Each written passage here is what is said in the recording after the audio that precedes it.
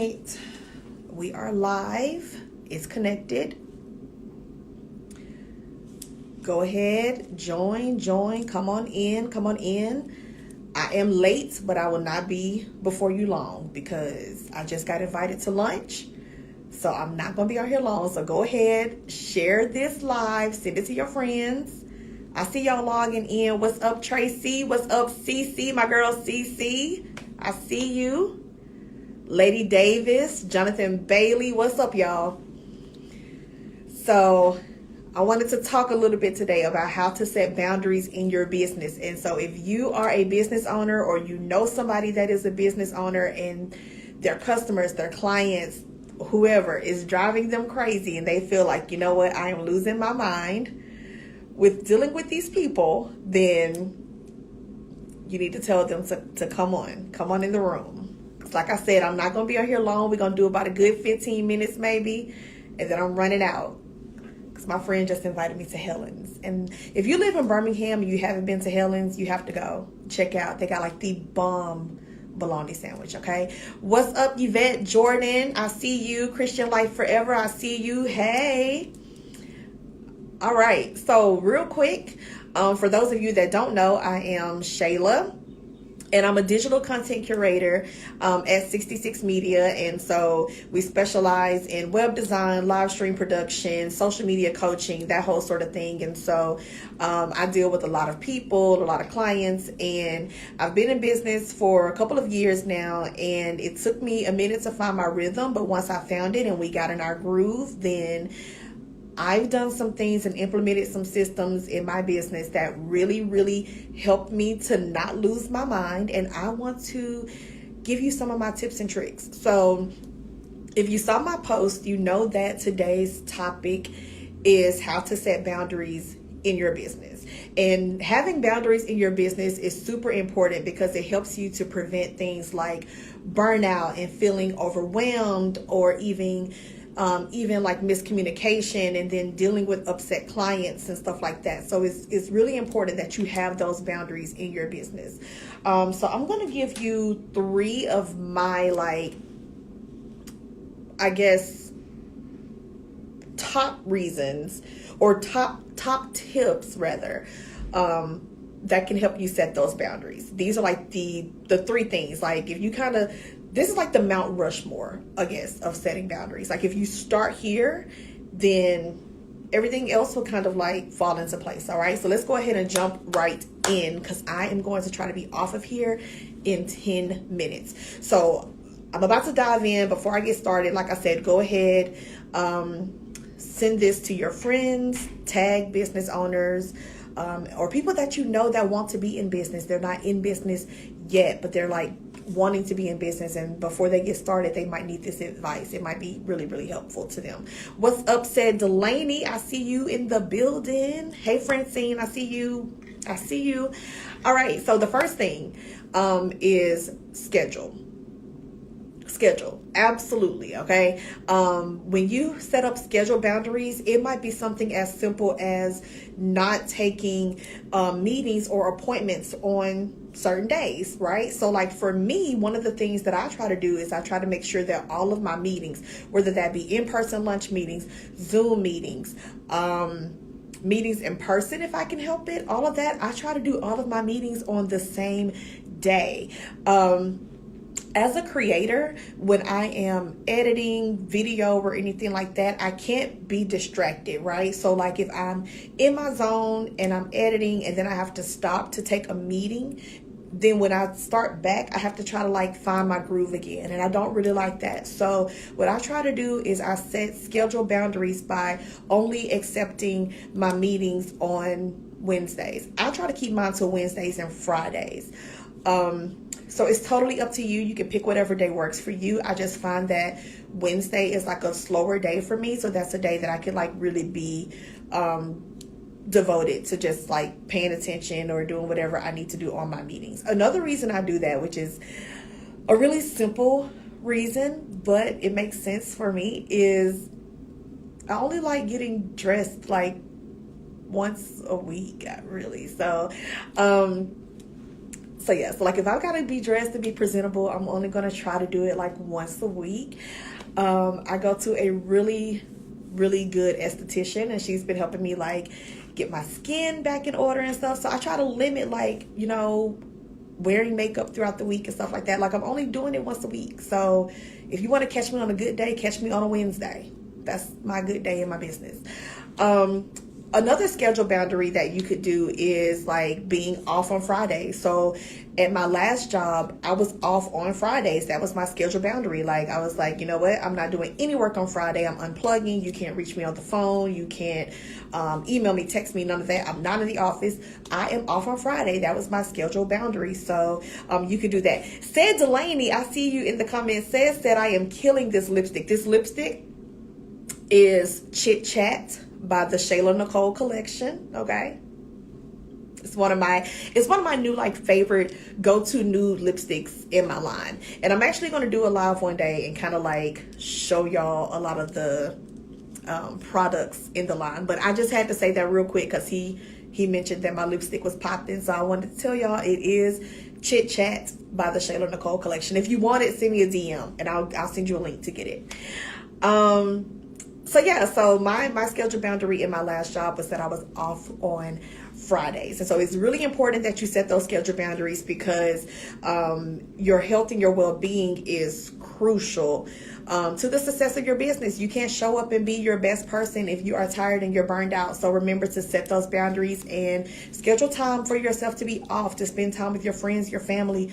Don't forget that one of the reasons why, a lot of people go into being a full-time entrepreneur or a business owner is because you want to be able to have freedom in your business. So you have to set schedule boundaries and schedule time for you to be off, to enjoy the things that you like to do. Or otherwise you're going to get burned out. And then what's the point of that? Like, what's the point of being a business owner if you don't have freedom in your business? Okay. And I've got some series coming up. I'm going to share some more on how to scale and grow your business so that you can kind of pull away and start to delegate things so you can have more freedom in your business. All right. So let's move on to number 2. The second boundary that you can set in your business is your communication, your phone, text, and email. All right. So for me, one of my boundaries is I do not text with my clients, right? So very few of my clients have my actual personal cell phone number. Most of my clients, probably about 90% of my clients, don't know my cell phone number. They only have the office number. The office phone only rings during our office hours, which is 10 to 6. So if you try to call us before then, it's not going to, let you through, or call us after, it's not going to let you through. So that's one of my boundaries. I do not allow people to have my cell phone number because people will tend to call you, before your hours, before you're like even up and running. And especially when you're dealing with customers on different time zones, sometimes they forget. They tend to call when it's really late, or they call too early, and it's just a huge inconvenience. So I don't allow people to have my cell phone number if I can help it. If for some reason people do get a hold of my cell phone number, then I try to like send a warning the first time and say, hey, let's keep it to email or the office number. Or I may say,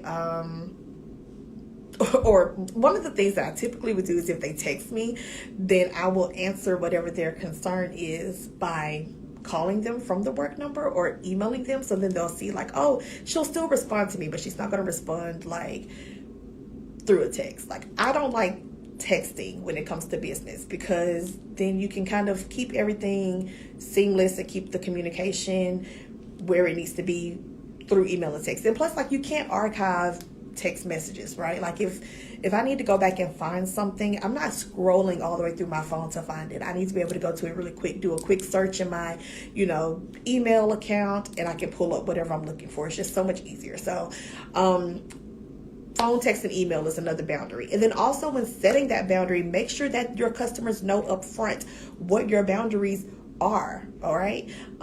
If you're at this stage in your business, try to do like I do, have a separate phone number, have a number that is strictly dedicated to being used in your business. Or if you don't have that, then, maybe turn your phone on do not disturb or airplane mode, so then they can't reach you outside of those hours. Like I said, you do need to communicate to people up front what your acceptable forms of communication are. So for me, mine is email and business phone number. So actually in my service agreement, it clearly states like, these are the ways to reach us. These are the acceptable forms. And the reason I do that is because if they do text me or they do call my cell phone and I don't respond in that way, they can't be mad, because I told you in your agreement that you signed how to reach me. So don't get an attitude, because that paper is going to back me up. I'm going to be like, I told you in the agreement how to get in touch with me. Boom. All right. So the third and final tip is your office hours. Like I said, my office hours are 10 a.m. to 6 p.m. Central Standard Time. And you must know that even, just because you're a business owner doesn't mean that your customers have to have access to you 24/7. Because again, the reason that you set up a business and the reason why you aspire to be in business is not about, don't get me wrong, okay?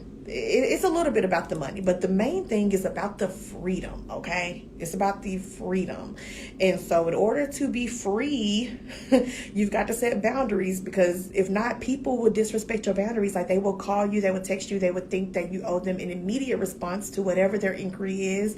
And you might be tied up at like your kid's soccer game, or like in my case, I might be at brunch with my girls, or I might be, at happy hour or something like that. So I have office hours. My office hours are 10 to 6 p.m.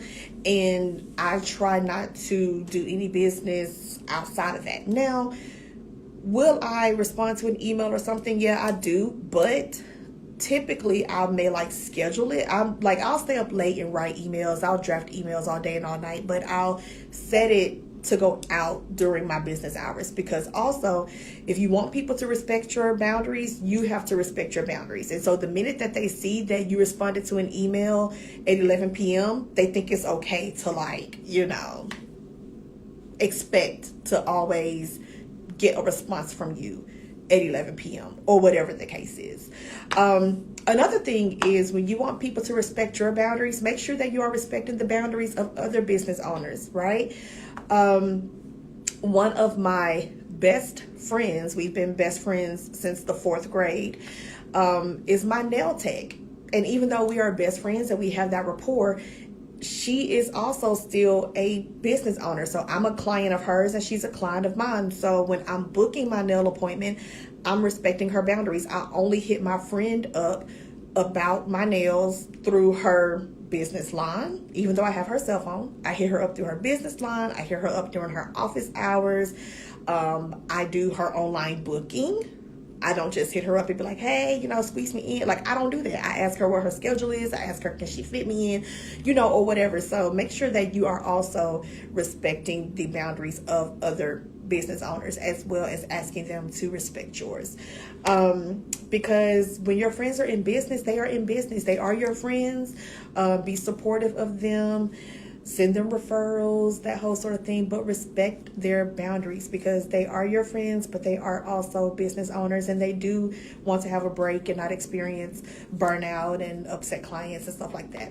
And then my last tip, although it is not a tip on setting boundaries, because again, remember, the way to set those boundaries are through your schedule, your phone, text, and email boundaries, as well as your office hours. And if you forget any of these or you didn't get a chance to write them down, they are on my page as well as the 66 Media page. But my final tip would be, most importantly, do not be afraid to walk away from any client or any customer that does not respect your boundaries. If you have told them repeatedly, hey, this is how I need you reaching out to me, this is how I need you doing whatever, and it's in your service agreement, and you've clearly stated that to them, you've clearly outlined that for them, and they can't do that, then be cordial about it, but be like, hey, I don't think you're going to be a good fit for me and my team, and don't be afraid to walk away.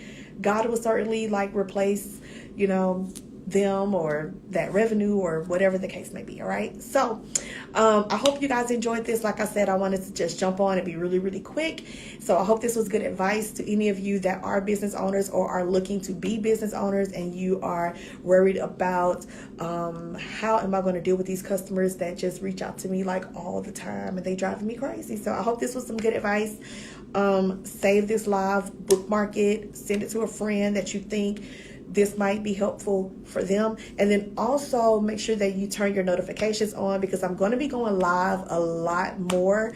I've got a whole bunch of different series of topics that I'm going to be touching on. So make sure that you turn your notifications on, and when I make a post that says when I'm going live, click the little bell so that way you get the reminder and you don't miss it. Okay.